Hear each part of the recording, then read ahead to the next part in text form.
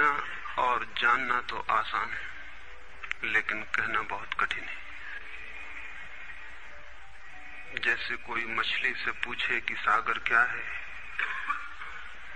तो मछली कह सकती है ये है सागर, ये रहा, चारों तरफ वही है।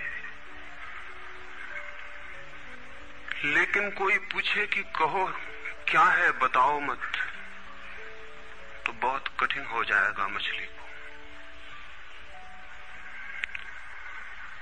आदमी के जीवन में भी जो श्रेष्ठ है, सुंदर है और सत्य है, उसे जिया जा सकता, जाना जा सकता, हुआ जा सकता, लेकिन कहना बहुत मुश्किल है। और दुर्घटना और दुर्भाग्य यह है कि जिसमें जिया जाना चाहिए, जिसमें हुआ जाना चाहिए, उसके संबंध में मनुष्य जाति 5-6 हजार वर्ष से केवल बातें कर रही है। प्रेम की बात चल रही है, प्रेम के गीत गाए जा रहे हैं, प्रेम के भजन गाए जा रहे हैं, और प्रेम का मनुष्य के जीवन में कोई स्थान नहीं है। अगर आदमी के भीतर खोजने जाएं तो प्रेम से ज्यादा असत्य शब्द दूसरा नहीं मिलेगा। और जिन लोगों ने प्रेम को असत्य सिद्ध कर दिया है और जिन्होंने प्रेम की समस्त धाराओं को अवरुद्ध कर दिया है, और बड़ा दुर्भाग्य यह है कि लोग समझते हैं वे ही प्रेम के जन्मदाता भी हैं। धर्म प्रेम की बातें करता है, लेकिन आज तक जिस प्रकार का धर्म मनुष्य जाति के ऊपर दुर्भाग्य की भांति छाया हुआ है, उस धर्म ने ही मनुष्य के जीवन से प्रेम के सारे द्वार बंद कर दिए। और न इस संबंध में पूरब और पश्चिम में कोई फर्क है,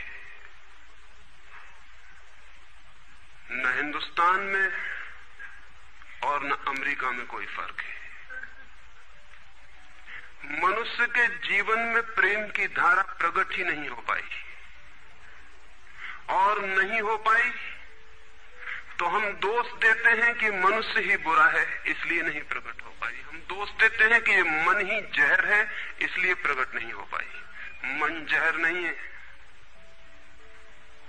और जो लोग मन को जहर कहते रहे, उन्होंने ही प्रेम को जहरीला कर दिया, प्रेम को प्रकट नहीं होने दिया। मन जहर हो कैसे सकता है? इस जगत में कुछ भी जहर नहीं है।